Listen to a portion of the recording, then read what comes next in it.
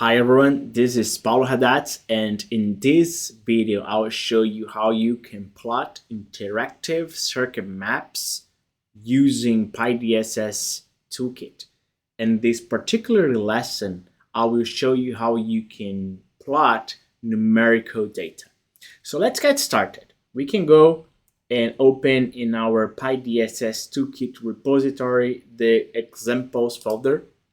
In there we have our folder that we have all the files we've been using in this tutorial. So far we have been using PyCharm to show you the capabilities of py-dss toolkit, but in this video I will actually use Google Colab.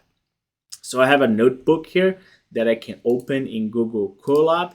If you're wondering how can we use Google Colab with py-dss toolkit, there is another tutorial here in my YouTube channel. I'll leave the link in the description below that shows you how you can use py-dss interface with Colab. But anyways, here we have just the application of that, very easy. All right, so to get started with this notebook, let's just make sure that runtime is disconnected. All right. And also to start fresh, clear all outputs. Perfect. All right. So first thing we're gonna do, we're gonna pip install py-dss toolkit. And as we know, it depends on the py-dss interface that now we provide for Linux that works here in Google Colab. And I address those things in the other tutorial. So it then installs everything we need, right? So all right, we did py-dss interface 230 and py-dss toolkit 0.12.0. So next thing we're gonna do, let's just clone a repository so we can have access to the circuit that I wanna use in this demonstration, which is the circuit 5. So if you go files, and this is the folder I just cloned, and then this is the circuit I'm gonna use, circuit 5. Perfect. Then let's get the master, and then let's start here py-dss interface and then get the DSS tools. Perfect. Now let's update the DSS tools with the DSS object. We address those things in the tutorial. Just make sure you go there and watch those guys. And then let's compile and solve it. Perfect. Now, what we're gonna see is commands that helps us to visualize the circuit map in an interactive way. Very simple here, DSS tools, interactive view, circuit plot, right? And then you can give a parameter because there's properties here. Let me see if you can maybe see what's available. Parameter, okay. And then, all right, so it's not giving me the options, but I'll show you what we have available. Active power. All right, so what I'm gonna do now, I'm gonna run this. So we have here voltage, we have current, we have voltage violation, thermal violation, and pretty much what we do here in this case, we plot the circuit, okay.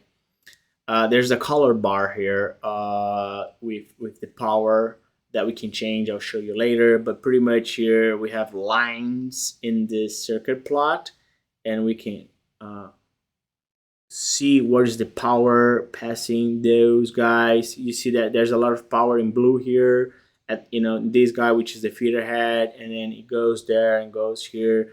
All right, so then it's a plot, so you can kind of zoom in, zoom out, and then see what's going on in each element, right? So good way to, let me see if we can go back to reset. All right, so good way to look at your system. In this case, we're looking at active power. What else we can do? We can change it. We can change where's the title? Here is circuit plot, right?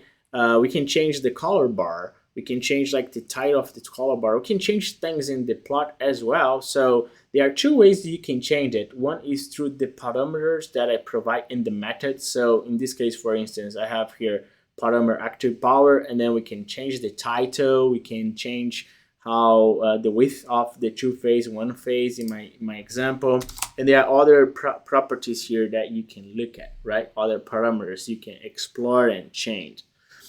So first thing is provide you guys those arguments, those parameters that you can change, and why those guys are here, because I feel like they are important. They are probably more those are the things that we probably will often change. So I provide as parameters, but also, so let me just run this guy. So you can see that I changed the width of the single phase and two phases, right? So three phases, you see it's this one, and this one is a single phase. But I also provide another way, to change some properties. And those guys are through this structure. There is an object already created. In this case, we are looking at active power settings, right? The active power. So you can go to DSS Tools, Interactive View, Active Power Settings, and then here, when you click in dot, you're gonna have a different options that you can change. So you can change the color bar Cmax, the maximum value, the minimum value. You can tell how, the decimal points, how many you want, and the other things you change in the color bar, right? All right, so in this case here, I'm gonna just delete it, and I can run this guy. So now maximum is 500, minimum is minus 1,000. It's 5,000 minus 1,000. I change also the title here, right? Maybe I get negative values because I want to look at if there is any reverse power flow, things like that. I also change the title here. You see the titles change it, right? So two ways to change things in the plots. If you are wondering if I'm missing something here, guys, let me know. We might be able to include in the analysis. But we cannot just powers, right? We can also plot voltages. In this case here, the parameter I'm setting is voltage, and I can plot this. And then the Cmax and Cmin is now not for active power settings, but for voltage settings, right?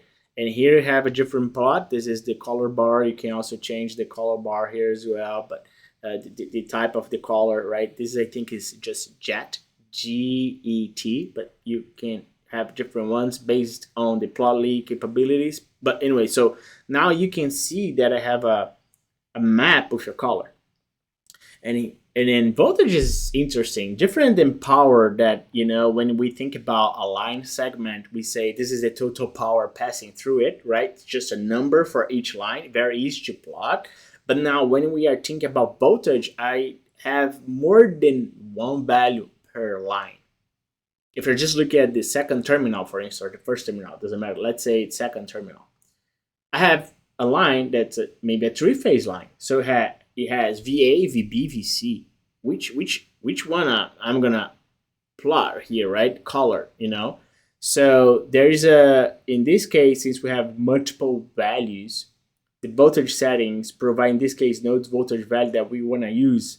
So if I go across my, nodal voltage for the lines, I will always plot the minimum voltage. So if I have a line which has VA equals 1, VB 0.99, VC 0.98, I'm gonna get the 98 and plot here, right? We also have the max if you want to get the max, and also the min if you want to do that, right?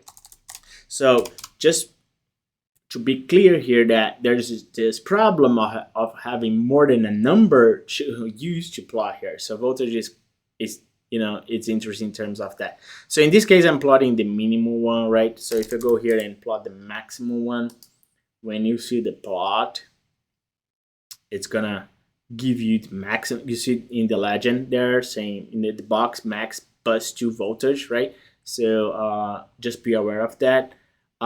There's also something we can do. We can mark buses in our plot. In this case here, to do that, you need to create a list of buses you want to mark. Maybe it's just one bus, but it should be a list. In this case, I'm gonna use DSS Tools, Interactive View, Circuit Get Bus Marker. So I'm gonna create a bus marker. This is the name of the bus that I will mark. I guess it's somewhere here, right? I think this is the bus 51012.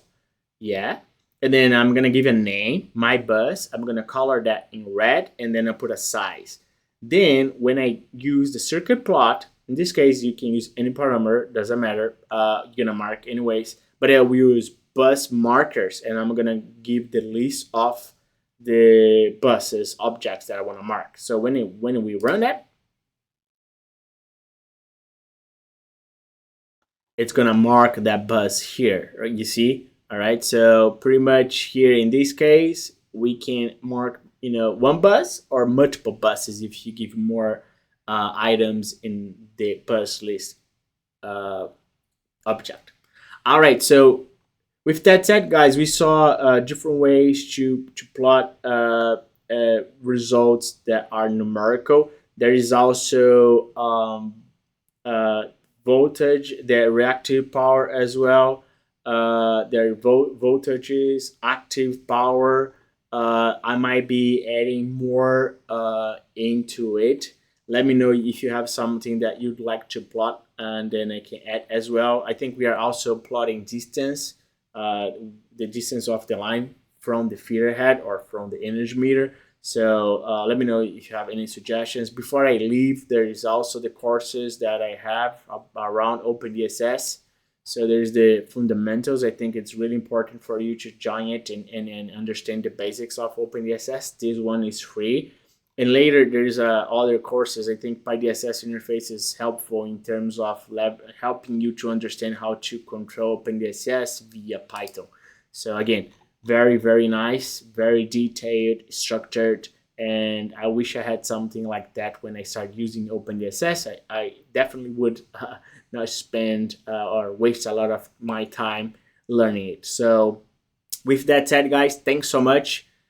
Give me a thumbs up and subscribe to my channel. That helps a lot, and I'll see you in the next one.